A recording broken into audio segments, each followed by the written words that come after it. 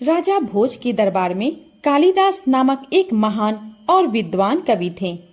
उन्हें अपनी कला और ज्ञान का बहुत घमंड हो गया था।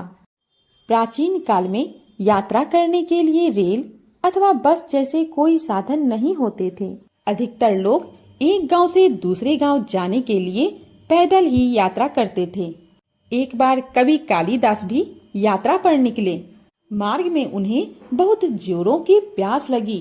वह अपनी प्यास बुझाने के लिए मार्ग में किसी घर अथवा झोपड़ी को ढूंढ रहे थे, जहां से पानी मांगकर वह अपनी प्यास बुझा सके। चलते चलते उन्हें एक घर दिखाई दिया। उस घर के सामने पहुंचकर कालिदास जी बोले, माते, कोई है? मैं बहुत प्यासा हूँ, थोड़ा पानी पिला दीजिए, आपका भला होगा। उस घर से एक माताजी बाहर आई और बोली, मैं तो तुम्हें जानती भी नहीं, तुम पहले अपना परिचय दो, उसके बाद मैं पानी तुमको अवश्य पिला दूंगी। कालिदास जी बोले, माते, मैं एक पथिक हूँ, कृपया अब पानी पिला दें। वह माताजी बोली, तुम पथिक कैसे हो सकते हो? इस संसार में तो केवल दो ही पथिक हैं, एक है सूर्य और दूसरे चंद्रमा। वे कभी नहीं रुकते, निरंतर चलते ही रहते हैं। तुम झूठ ना बोलो, मुझे सत्य बताओ। फिर कालिदास जी बोले, मैं एक अतिथि हूँ, अब तो कृपया पानी पिला दें। माता जी बोली, तुम अतिथि कैसे हो सकते हो? इस संसार में केवल दो ही अतिथि है, पहला है धन और दूसरा है यौवन। इन्हें जाने में समय नहीं लगता। अब सत्य बताओ, तुम कौन हो? कालिदास जी प्यास के कारण और तर्क से पराजित होकर हताश हो चुके थे। जैसे तैसे करके वह बोले, मैं सहनशील हूँ, अब तो आप पानी पिला दें। माता जी बोली, तुम पुनः झूठ बोल रहे हो। सहनशील तो केवल दो ही हैं, एक है धरती, जो कि पापी और पुण्यवान सबका भार सहन करती है। धरती की छाती चीरकर बीज बो देने पर भी वह अनाज के भंडार भर देती है।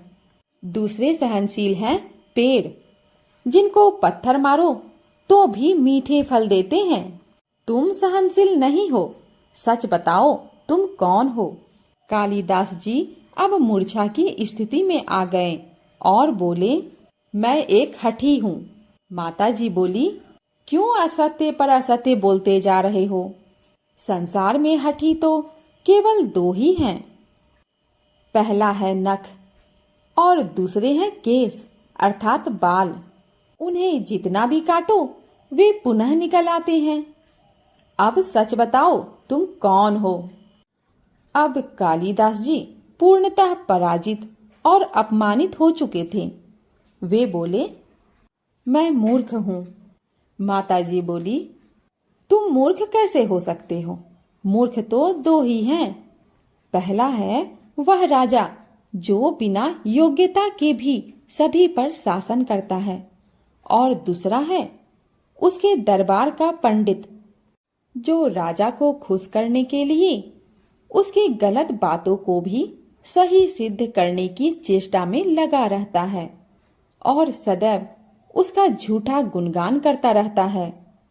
अब कालिदास जी लगभग मूर्छित होकर उन माताजी के चरणों में गिर पड़े और पानी की याचना करने लगे। माताजी ने कहा, उठो वत्स।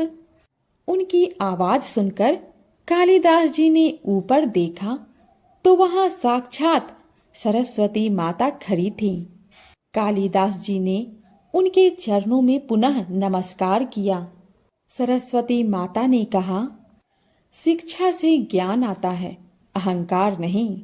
तुम्हें अपने ज्ञान और शिक्षा के बल पर मान और प्रतिष्ठा तो मिली, परंतु तुमको उसका अहंकार हो गया।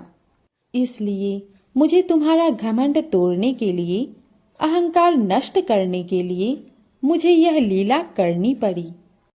कालिदास जी को अपनी गलती समझ में आ गई और उन्होंने सरस्वती माता के चरणों में जाकर उनसे क्षमा मांग ली। माता सरस्वती ने उन्हें आशीर्वाद दिया। कालिदास जी ने वहां भरपेट पानी पिया और वह अपनी यात्रा पर आगे निकल पड़े। तो फिर मिलेंगे अगली कहानी में। तब तक के लिए नमस्कार।